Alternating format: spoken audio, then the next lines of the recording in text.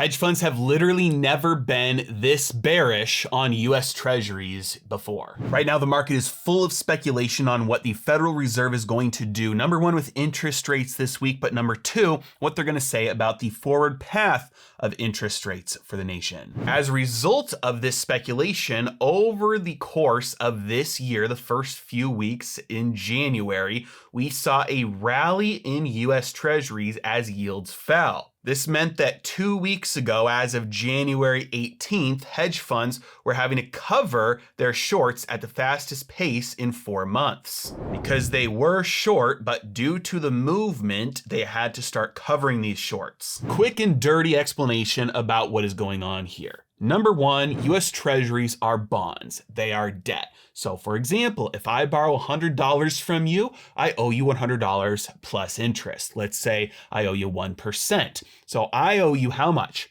$101. But that debt is an instrument that can be traded. So if you don't want to own that debt anymore, you can sell that debt to someone else. And let's say between the time that you lent me the money, the $100, and now, which is when you want to sell that debt, the interest rate environment has changed and borrowers are borrowing at different rates now. Let's say those rates have gone up. Now, if a new lender wants to lend me money, I would have to borrow that money and owe them back, let's say 2%.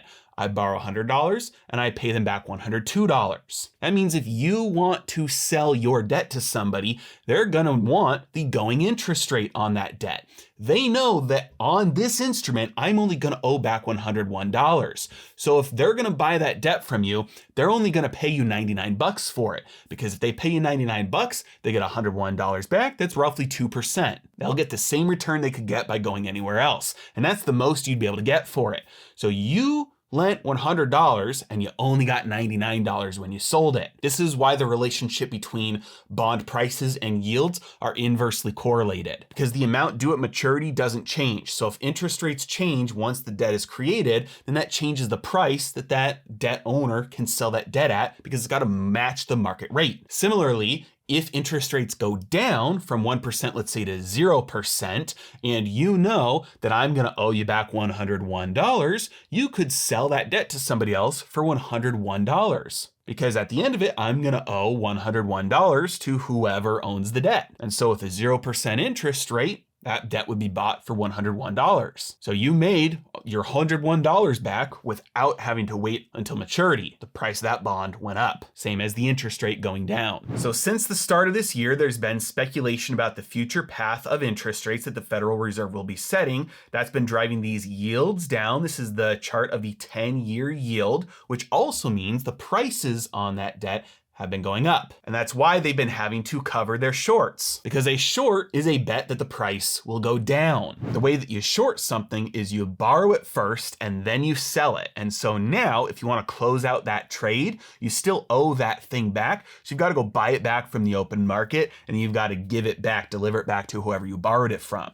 You could short an iPhone if you wanted. You've got a buddy, they have an iPhone sitting in their closet. You know a new iPhone's coming out in a few months. You go to your friend and you say, hey, I need to borrow an iPhone from you. Let's say it's an iPhone 10. You sell it for 500 bucks on eBay. You just don't tell him. And then you get, let's say 500 bucks for it. You then wait a couple of months. The new iPhone comes out. You go back on eBay. You buy an iPhone 10 now for $400. You give him that iPhone 10 back, the exact same thing that you borrowed. You don't owe him a dollar amount. You owe him what you borrowed, which was the iPhone. That's what shorting is. You borrow something, sell it, then when you close out the trade, you have to buy it back and deliver it back. So when they're covering their shorts on treasuries, they're actually buying treasuries back. That's led again to this drop in yields at the beginning of January because hedge funds were having to cover their shorts and buy treasuries. But that's not the end of the story. Fast forward to today, just a day before the Federal Reserve announces its decision with interest rates. First decision in 2023. And hedge funds have now boosted their shorts to a record amount. So that's why we've seen over over the last week now, yields have been going back up because they've been boosting their shorts. A short is a sale. You borrow it and you sell it. So that's added selling pressure. Prices of bonds have been going down. Yields have been going up. Hedge funds have never been this short for treasuries before. Going back all the way to 93, the amount that they have short right now exceeds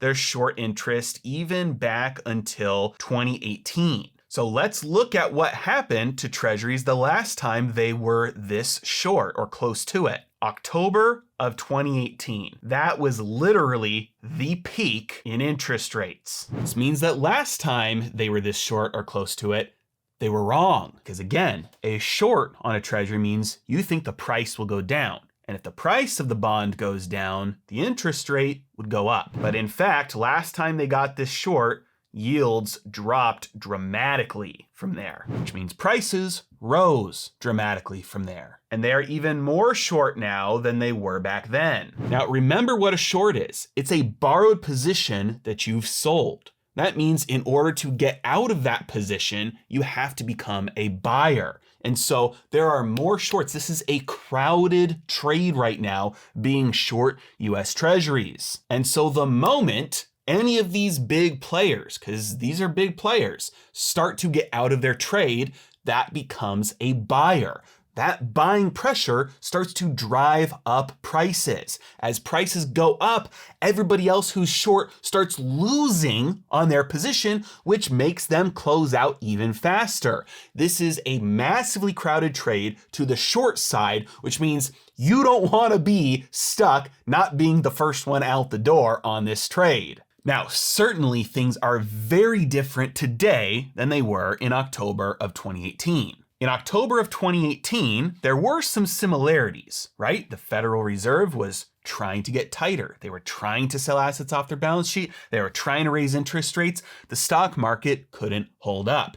Also, the CPI was showing almost no inflation, and that's the big deal there. The president at the time was tweeting at Powell pretty much every single day that he was destroying the economy by tightening, putting a ton of political pressure on the Fed to reverse course. And ultimately, that's what they did. Very shortly after October of 2018, they stopped raising rates, they lowered rates, they started up QE again. So is it different this time? Very possibly. It depends on how fast the inflation numbers come down. But we also have to take into account the short-term movements in treasuries that can be triggered by simply money moving in and out in expectation of what the Fed will do. And with this record short here, I wouldn't be surprised at all to see a massive spike in the value of treasuries, meaning a drop in interest rates, simply because that trade got too crowded and there's a stampede out as everybody rushes to close their shorts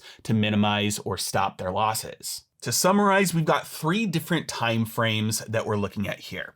We're looking at a couple of weeks, a couple of quarters, and a couple of years. In the next couple of weeks, it seems very likely we get a surge in the price of treasuries, which means a drop in yields simply from this trade, this record amount of shorts being unwound. The second time frame we're looking at here is a couple of months to a couple of quarters. In this time frame, I do personally expect, I've said this for a very long time now, we're going to see inflation numbers, CPI numbers, I should specify, come meaningfully down. We're going to see those CPI numbers come down to a point where we might not even have year-over-year CPI inflation anymore. We might even see year-over-year deflation this year. Again, I'm talking about the CPI. I know those numbers are understated, but the CPI is what the Fed goes off of, which makes it meaningful for predicting interest rate moves. If we do see these inflation numbers come back down to the point where I think we will, that means the Fed will stop